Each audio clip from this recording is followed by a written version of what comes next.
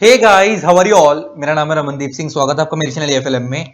And guys, आज हम अपने सीएमए फाइनल वाले बच्चों के लिए लास्ट मोमेंट टिप्स लेकर आए हूं। आप लोगों को जैसे पता है कि आपका सीएमए फाइनल का लॉ 4 पार्ट में डिवाइड है। Company law, company law 50 marks, corporate governance 15 marks, allied loss 25 marks, IBC 10 marks. तो मार्क्स वाइज किसको पहले फोकस करना है उसके लिए मैं पेपर से पहले अलग वीडियो लेकर आऊंगा कि पेपर से 2 दिन पहले की, क्योंकि आपका पहला पेपर फाइनल में लॉ का ही है, तो पेपर से 2-3 दिन पहले उसे कैसे पढ़ना है, किस तरीके की तैयारी करनी है, वो बाद में बात करेंगे। आज मैं कुछ अलग से टिप्स लेकर आया हूं। अगर आपने टिप्स फॉलो कर लिए तो ये मेरी गारंटी है कि पेपर के अंदर तुम्हारे कम से कम 10 से 12 नंबर हर पेपर में बढ़ेंगे। एक पेपर में नहीं, हर पेपर में कम से कम 10 नंबर तो बढ़ेंगे। और 10 बढ़ने का मतलब है कि अगर तुम्हारे 8 पेपर है, तुम दोनों ग्रुप दे रहे हो, तो 80 नंबर के लिए थैंक यू मेरे को बोल देना। वरना ये टिप्स ना फॉलो करे तो 80 तो जाने हैं, 80 तो जाने हैं।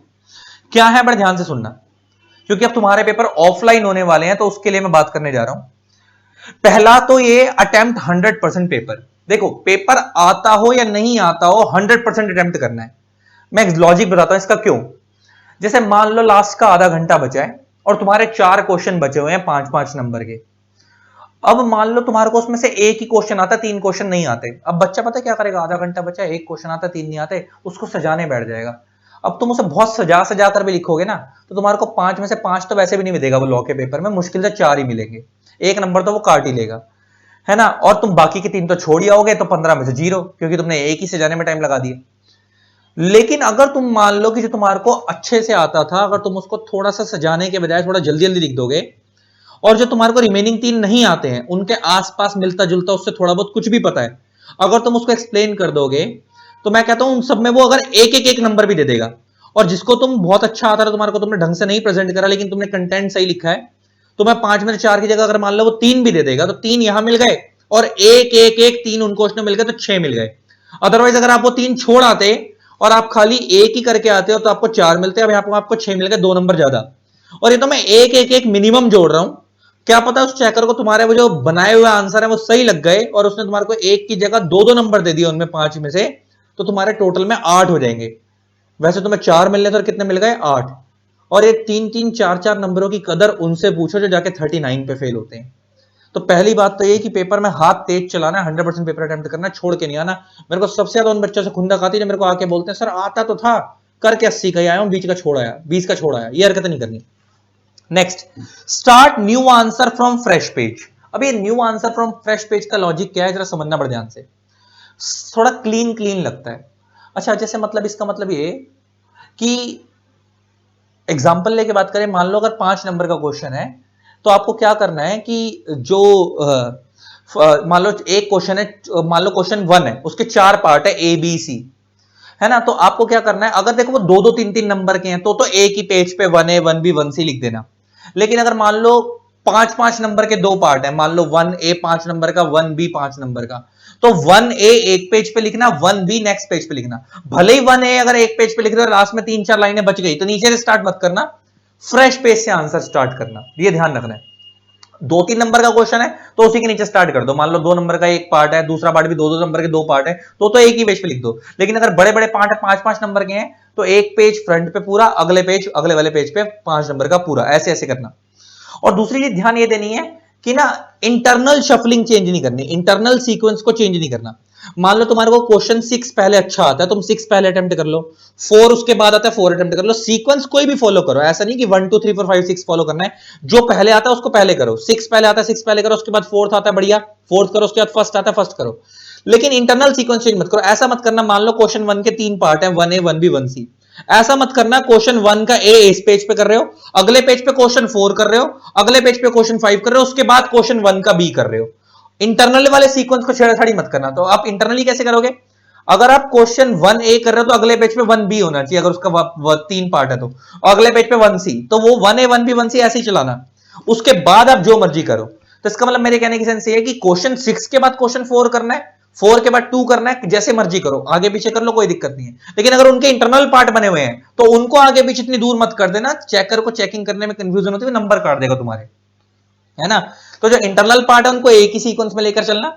हाँ, लेकिन वैसे जो अच्छा आता है पहले उसे अटेम्प्ट करना। Next, do not quote wrong sections, wrong section quote नहीं करने हैं। देखो अगर किसी सेक्शन नंबर याद नहीं है तो as per prescribe section of company act 2013 या as per relevant section of company act 2013 या जो भी एक्ट का क्वेश्चन है उसके अकॉर्डिंग करके स्टार्ट कर देना, लेकिन गलत सेक्शन कोट मत करना। देखो अगर तुम्हें सेक्शन नंबर नहीं आता है और तुम्हारा कंसेप्ट सही है तो वो आधा एक नंबर काट के, अगर कंसेप्ट सही होगा नंबर दे देगा। लेकिन तुम्हारा सेक्शन सही, तुम्हारा कंसेप्ट सही है लेकिन तुमने सेक्शन नंबर गलत कोट कर दिया तो तुम्हारे को 0 मिलेंगे, क्योंकि वो सोचेगा तुमने सेक्शन गलत दिखा तो अंदर कंटेंट भी गलत दिखा होगा, वो पढ़ेगा ही नहीं। तो मैंने क्या बोला, अगर हल्का सा भी सेक्शन में डाउटफुल है, सेक्शन नंबर डाउटफुल है, तो सेक्शन नंबर कोट ही मत करना, as per prescribe section, as per relevant section करके स्टार्ट कर देना। एक आध नंबर जो काटना काटेगा, बाकी तो मिलेंगे। लेकिन अगर कंसेप्ट सही हुआ और सेक्शन गलत लिख दिया तो पूरे 0 मिलेंगे। Next, take proper sleep. बहुत सारे बच्चे क्या करते हैं, सोते ही नहीं है, और जब वो सोते नहीं है और पेपर में पहुंचता है फिर वो बेहोश हो जाते हैं। तो ये हरकतें मत करना कि वहां पे जाके तुम बेहोश हो रहे हो। सो जाना, प्रॉपर अच्छे से नींद ले लेना, उसके बाद ही जाकर पेपर करना है। नेक्स्ट, डो नॉट, अच्छा, अच्छे से नींद लेने का मतलब ये नहीं कि 10-10 घंटे सो के जा रहे हो। अच्छे से नींद का मतलब 4-5 घंटे सो कर जाओ, पेपर दे के और पेपर देने चले जाओ। एक आध दिन तो, एक आध पेपर में, स्टार्टिंग के 1-2 पेपर में तो बच्चा स्लीपलेस नाइट मैनेज कर लेता है। ऐसा ना हो, एक बार मैं तुम्हारे को अपने साथ का एग्जांपल दे रहा हूं, इंसिडेंस बताता हूं तुम्हारे को। मेरे साथ एक फ्रेंड हुआ करती थी, सीएस में ना पेपर छुट्टी नहीं होती, कॉन्टिन्यूस होते थे। तो वो क्या हुआ, 3 पेपर तक तो आई, तीसरे पे तीनों पेपर में बिना सोए आई थी। तीसरे पेपर में जब वो चौथे पेपर में क्लास में आई तो बेहोश हो गई, और मैडम ने बोला कि इसकी तबीयत ज्यादा खराब है, पेपर नहीं देने देंगे इसको 4। क्या फायदा, वो 3 पेपर बेकार हो गए ना पहले वाले। तो ऐसी हरकत करनी ही नहीं है, सो के जाना, प्रॉपर नींद पूरी करके। Next, do not mention any God symbols on answer sheet. ये सब हरकतें मत करना। बच्चे पेपर के ऊपर आंसर शीट, हे भगवान पास करा दे, जय भवानी, है ना, इक्युमकार और अलग अलग भगवानों के सिंबल और स्लोगन, ये सब लिख के आते हैं ऊपर। भगवान बेटा पास नहीं कराएगा, भगवान मैथ पास तो तुम्हारे को तुम्हारी मेहनत ही कराएगी।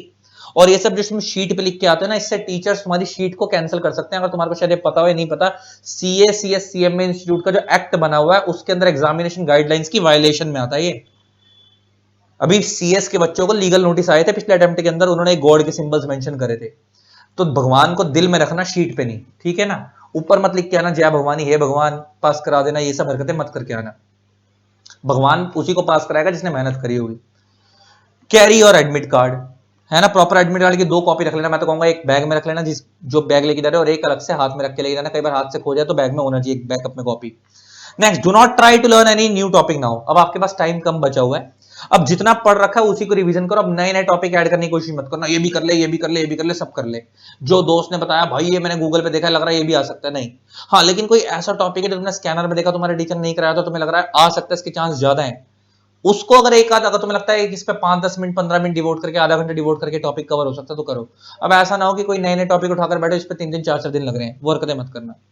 Attempt all papers. अच्छा, ऑल पेपर पे वाले शब्द क्यों बोल रहा हूँ, बहुत सारे बच्चे क्या करते हैं, पहला पेपर देके आए, पेपर बुरा हुआ, अगला पेपर देने ही नहीं गए। ये हरकतें मत करना, पेपर सारे देके आना। कई बार क्या होता है, जिसको हम बुरा सोच रहे थे हमारा पेपर बुरा गया, आगे के देने नहीं जाते, कई बार उसी में नंबर ज्यादा अच्छे आ रहे होते हैं। याद करो अपना पास्ट, कभी अटेम्प्ट कभी दिए हो।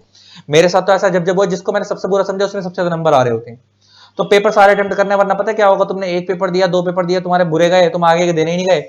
पता चला जब रिजल्ट आया तो पता लगा कि भाई जो 2 पेपर तुमने दिए थे वो दोनों में ही तुम पास थे, और आगे के देने नहीं गए, इस वजह से फेल हो गए। तो ऐसा मत करना, पेपर अच्छे जाए या बुरे जाए, सारे ही पेपर अटेम्प्ट करके आने हैं, सारे देके आने हैं, जैसे मर्जी जाए। And do not discuss after exam. Paper से निकलने के बाद किसी से कुछ भी डिस्कस नहीं करना है, जो हो गया सो हो गया, भगवान के नाम पे छोड़ दो। Next, take blessings of parents and God. भगवान के और माँ बाप की ब्लेसिंग जरूर लेके जाना। मैं ये तो नहीं कहता भगवान पास कराएगा, पास तो तुम अपनी मेहनत से होगे, लेकिन पॉजिटिविटी जरूर आती है, अच्छा होगा। And all the best.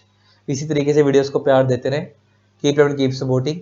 और जिस दिन रिजल्ट अच्छा आएगा तो मेरे को मैसेज जरूर करना, तुम्हारे पॉजिटिव मैसेज का वेट करूंगा। और जिंदगी में खूब तरक्की करो, और ऑल द बेस्ट। एंड अपना प्यार बनाए रखो। तुम लोगों ने बहुत प्यार दिया हमारे चैनल को, और मेरे को जितना मैं डिजर्व नहीं करता था शायद उससे ज्यादा बना दिया तुम लोगों ने आज मेरे को। तो thanks a lot, bye bye, love you all, tata. हाँ, चैनल सब्सक्राइब नहीं करा, सब्सक्राइब कर दो, साथ में बेल आइकन प्रेस कर देना, ताकि आप लोग मेरे न्यू न्यू वीडियोस की नोटिफिकेशन मिलती रहे।